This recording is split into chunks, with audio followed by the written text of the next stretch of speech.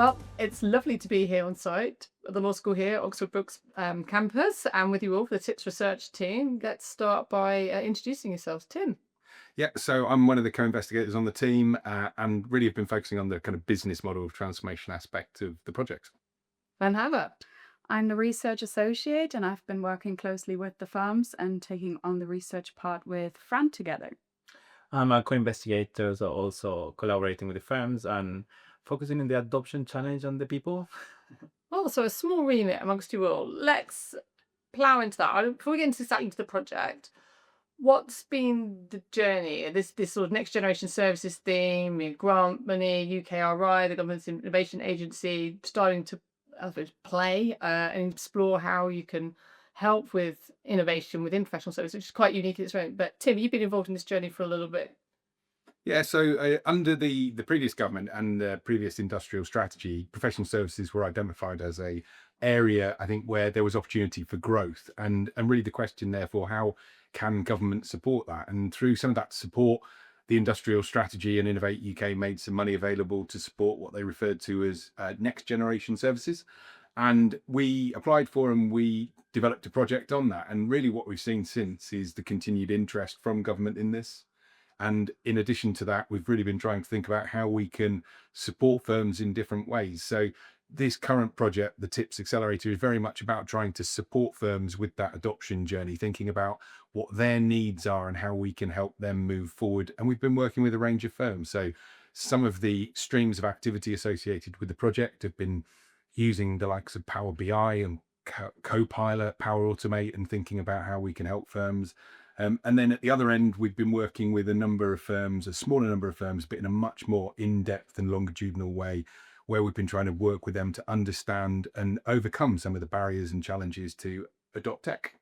It's interesting, isn't it? Because in the earlier projects, that was all about AI adoption. But at that time, AI wasn't quite here. It pivoted more into readiness, didn't it?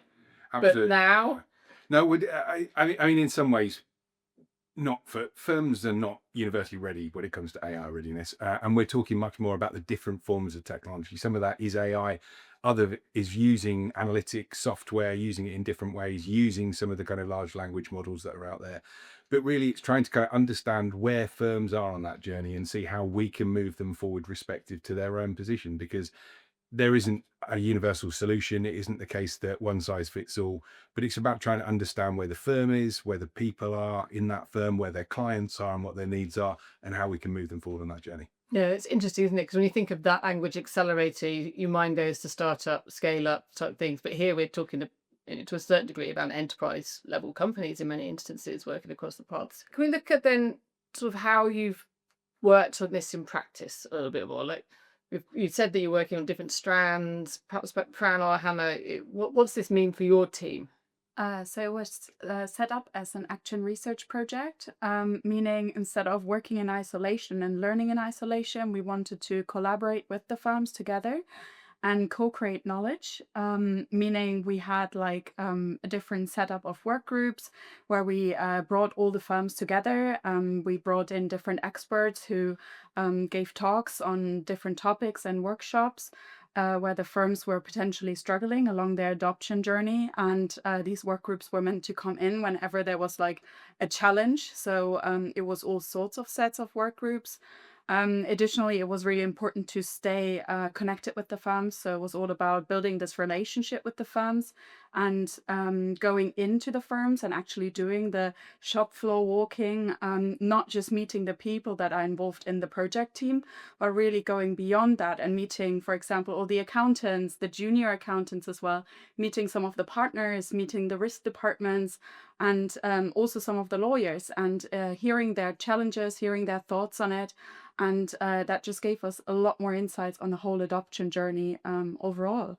And yeah, I would say that's how we worked together. We had monthly, weekly chats and catch-ups. So it was a really intense period of learning for everyone. Yeah, I think what just Hannah mentioned it is key. So the challenge for each of the firms that we were working was different. So we didn't take this lightly. We went into the firms, we started talking to the firms, understanding the needs, understanding the project, and then start working from there. So that means that every single intervention that we have was different. and the output's been different. So it's been a challenge as a researcher, but also from the companies as well to work with us, an external, um, and to try to put that together. And that's been a really unique process, actually. I think it's interesting because you've got that individual strand, so very much thinking about, as you were saying earlier, Tim, where their position and where they are now, and then through the work you've been doing for Anne and Hannah, where can you get them to with their particular adoption journey, but then also the role of the collective and finding that commonality, bringing people together for, and you've been doing it across legal and accounting. I'm interested to see whether that's been more challenging or actually creating safe spaces for those conversations, but it's not competitive, isn't it, in most instances? That's been a key element. So I was part of the previous challenge as well, working with insurance. And so it's amazingly how, although the sectors may look quite different to each other, there are many commonalities and many aspects that can be applied across sectors. And I think understanding that we can take perhaps from finance and learn from what finance have done and then apply it to legal, that's really important. And I think that cross-sector collaboration is key. And I think all research has also shown us that before, that key collaboration across sector is what can enable a change and the adoption. We have key examples here in the process of like going to experts on finance to come now to the legal companies and try not just to replicate, but to adapt what they learn. And as I say, that's unique experience for us as researchers to be able to witness that. And I think the friends appreciate that as well because of it wasn't a competition, and I think that's key. Yeah. It was about how we can all together overcome the challenge, and many were worried and were worried about how I'm gonna be talking to other friends that might be my competition, or how I'll be sharing things that perhaps other can use against me, and that wasn't the case, and that's been key to see that they can share practices, they can change things that enable them, that can enable others. That was really, really a good point in the whole process. I think one of the other things is that there are definitely firms out there that are still guarded. But actually, it's really interesting when you ask the question, what they're guarding. What is it that they're worried about not sharing? Because so much of the work that we've been doing, the best practice where people have been learning, these are things that are transferable. It's thinking not really about the tech or anything that is commercially sensitive and confidential. It's actually thinking about the people. It's thinking about the process. It's affecting how that's looking at the client. And that needs to be done at a firm level. And I think that what we've seen from those firms that we've supported as part of the work with the TIPS Accelerator is they're very clearly kind of learning from each other, as well as the kind of the interaction with us as a project team and the other experts that we brought in. I think it's interesting because it's a good example of academic and private sector partnerships. And let's just say there's a narrative around different speeds of work, but Accelerator again being that bit. So at the one hand, you're there to help and support and stimulate, but at the same time doing your own research and insights work off the back of it. I mean, I mentioned that sort of it's give and take at the same time, and how that's kind of come together, and what it's been like for the firms who I think most of them hadn't worked with academia in this way. I think that was key, the collaboration between university and industry, and it wasn't easy. And I think that's why sometimes firms might be concerned about engaging this, but actually they realize in the end that it's been really productive. The good thing about universities is that we don't go to the firms with a commercial interest as well, and we're happy to explore and to fail. And I think that's essential to have the opportunity for learning, that it's not just succeeding, it's also failing. And I think when they and of course as research as well, we try to gain the rapport of the companies and the people that we're working, and when they build trust basically, and when we gain that trust, I think I enable many things. To some degree, I think we have been finishing the process now, even some friendships after the process, which is really good. And to be able perhaps to talk not only about the research that we're doing with them, but also research that's related that can be helpful as well. And that's enabled many other opportunities as well to keep collaborating between the university and the firms. And I think that's essential for the process. How were you received on the shop floor? Yes, I think I would like to add something to Fran. One thing that we realized also that we provided is the accountability. So being there and holding them accountable to their goals and holding them accountable to what did they do the past month? Did they actually move on the adoption journey? The that day they before you promised? turned up. I think it needs Probably a bit before. Oh my God, Hannah's on the call. Like, what do we prepare? Yeah, but But also the being a sounding board to their ideas. Yeah. So we had quite a few companies coming to us and saying, "Oh, we have this idea. We're not sure about it. Is it the right moment in time to do it this way? What would you suggest?" And having this constant interaction through the meetings that we had, but also through the in-person visits. Yeah, so we were able, I don't know if we mentioned it before, but we were able to visit all the firms, which is quite different to go to the firms to see how they're working. We brought experts, but we went ourselves to actually have conversation with the people on the floor to discuss what we're doing in the project. We invite the other firms to cover as well. So it was a really nice experience of being in situ, discussing things. And I always remember this experience that we had in one of the firms where I think you, Tim, were talking with them about the importance of be motivated to do the change. And I think like those instances of like everyone together, like sharing the pain, sometimes sharing the success, that was key to motivate them to keep going as well, and also to convince them to take their further. So to perhaps present the project to the board, to in some cases engage other offices, so to come and have a look and create that power that they need to basically keep going in the adoption. I think one of the other things when we think about the type of research, Hannah mentioned action research, and there's an emphasis on action. I think that if we were researchers and we were doing simply research on business, that's very different to actually what we did with the project. We're doing research with business. They want to find out about our research as much as they want to implement the action from it. And I think that we really are committed and have been committed through the project. And I think that's the strength of us as a team, but it's the strength of the approach that we've kind of built and what we're trying to do. So, I mean, yes, we've worked with this cohort of firms, but I think the lessons that we've taken from that and what we can move forward with is relevant to a much wider cohort as well. Yeah, absolutely. And I think what's been interesting, sort of observing this from the outside a little bit, as well as knowing the team well from my other roles with Brooks, but they're regionally anchored firms. You know, you're not working with big nationals necessarily. You're, you know, that London headquartered thing, and I think that makes it eminently more transferable to perhaps different areas where they don't get the same access or they don't get the same support for what are ubiquitous challenges. I want to move this on then to more of that research side of things and the insights and the learnings and the, you know, today's been the showcase, sort of a endpoint celebratory aspect of the accelerator. What have you got produced, you know, insights? What's coming out of your thinking from it? Oof, many things, which is really interesting. So we're really looking forward to share some of the insights that we gain in the project to other firms as well. I think one of the key elements that we have got after working with the firms is the focus on how to evaluate and measure and succeed. I think understanding what is key before you start with the adoption journey is crucial. We have developed an instrument like a matrix for tracking the adoption journey, which can be something that helps small firms or firms that are just starting with the process to understand what is needed or where they are, and to keep doing that to understand like how much they evolved. We have done some really great work in trust in AI. And then we actually been chosen to present that work in academic conference as well. So it just not only have the industry value, but also some academic value.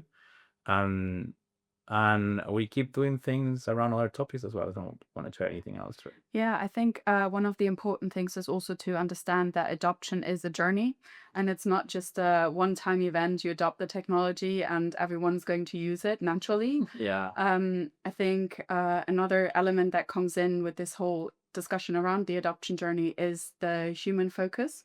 So the technology evolves either way. There's going to be rapid changes, but it's about bringing the human side into it and bringing the human on board. And when we were starting to look into what success means and how the companies understand and evaluate success, a lot of the metrics they looked at were around the human factor. So how's the staff feeling? How's the learning experience of the staff? And how's the culture change taking place? Are they comfortable with the technology? So bringing really the different members of staff on board, because if they're not comfortable to use it, then the technology will not be probably implemented. Yeah, I think Tim as well. We did a part as well in business model.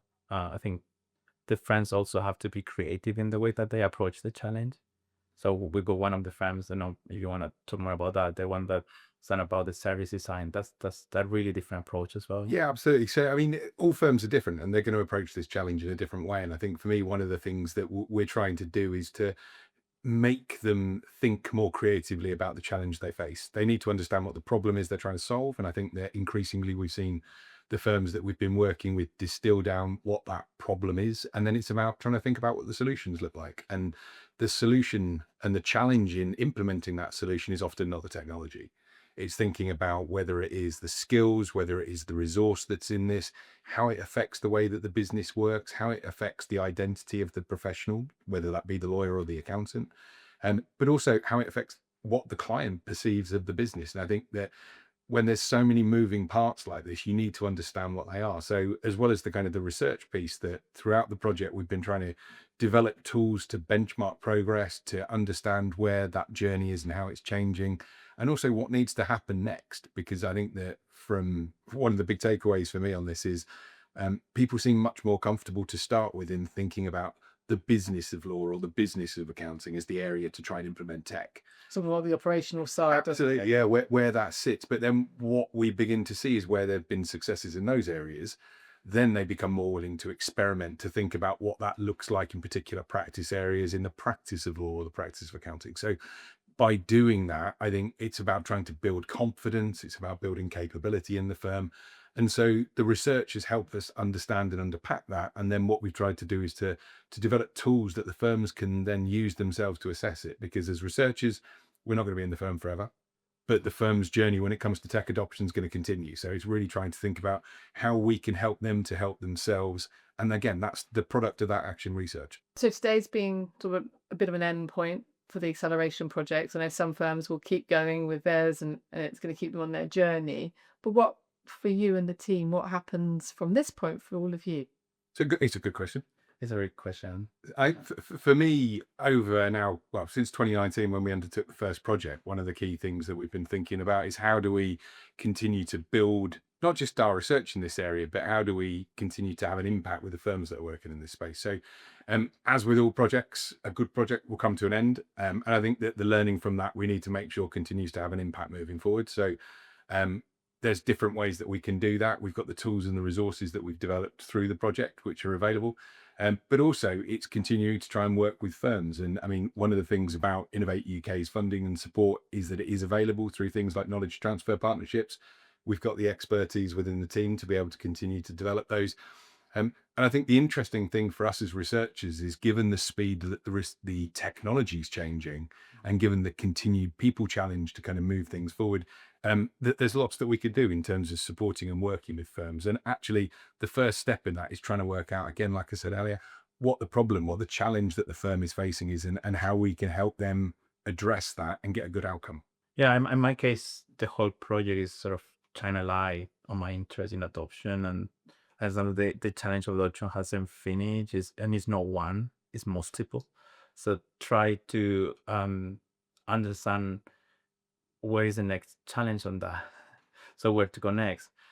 We're doing a couple of things about diffusion of trust with some of the firms as well, and how trust can be circulated through people, which is pretty interesting because of people are always hesitant about technology, but not hesitant about people. So then how we combine that. I think it's really important as well to think about open innovation and how collaboration between firms can enable adoption and also can enable solutions, because of sometimes the market can offer many solutions, but it's important that solution answer to the challenge that the firms are facing. Yeah, rather than technology trying to find it problem to solve. Exactly.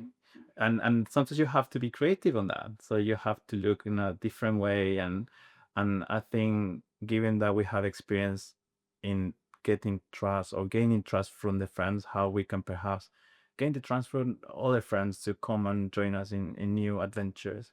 And finally, as well, I think the importance of looking at this challenge from an interdisciplinary angle. So how perhaps now collaborating with colleagues in the law school. I've been talking about some of our findings with my colleagues at Oxford Brookes at the law school to basically how perhaps transfer this into the classroom. As I say, does that like then inform Yeah, the core business, as it were, of how institution? universities we should work. We learn from the friends, we learn from the research, and then we transfer to the classroom, which is I mean, it's our graduates that are going to be working in these law and accountancy firms moving forward. So the kinds of insights that we gain from the research, the relationships that we establish with the firms, they become hugely important to what we do on a day-to-day basis in the classroom, as well as what happens in the firm. So again, all of the nature of the relationships that we're seeking to establish are mutually beneficial. And that's the way that we want to work moving forward. One of the firms mentioned earlier that they were surprised that the project was coming to an end. And because they said, oh, for us, the adoption journey is actually still starting. So they're in the middle of adopting the technology and there's a lot more to come. So I think for me personally, it's about zooming in into all these little pieces that we found along the way and that we would like to explore further. And I think it's about creating this impact together with the firms and trying to disseminate not only the academic output, but also for the industry. I mean, certainly as a thematic and a challenge area, it's not going away, is it, anytime soon in the UK economy? And you want to leave them wanting more. And I think the thing is that we've still got more to offer. So absolutely. So wrapping all of that up and thinking about the listener and anybody that might be either embarking or on this journey, if you had one piece of advice from all that you've observed over the past couple of years and more, Tim and Fran, what would you say? Come on, Fran, you can go on my first. side, yeah. I think collaboration is key, and especially with the university. We are open to collaborate as well. I think it's important that business come to us as well with problems that are facing. So I think many academics, we are happy to see how things are working in practice and be able to get involved, get our hands dirty. So don't be scared, come over and approach us. And I think the whole experience of TIP's been a proof that can work. And it's not just about money. It's about perhaps putting the right people together to talk about something that they have in common or to put a project together that can get the money. I think this is a perfect moment to jump in and say that it's not only about the technology, it's mainly about the people and bringing different people on board and not only focusing on how can the technology benefit the organization, but also are the people confident to use the technology? How do different roles perceive risk and how do different roles in the company would like to interact with the technology? I suppose my final reflection would be that this is all a journey. And each different company is going to require a different solution to a different problem. So at the outset, it's important to build a roadmap. It's trying to get that direction of travel. You need the resilience to go on the journey, but you also need to recognize that things are going to go wrong. There's going to be ups and downs on those journeys, but actually it's remaining focused on where you're trying to get to, why you're trying to do this, and who you're trying to take on that journey with you. And I think in so many of the firms that we've worked with, what we've seen is that growth in the number of people that want to understand and demonstrating what works and the benefits of it just sees more people wanting to come on that journey with us. Super. Well, it's been great to work alongside you and we've had this opportunity to talk like this. So thank you for your time. Thanks to you.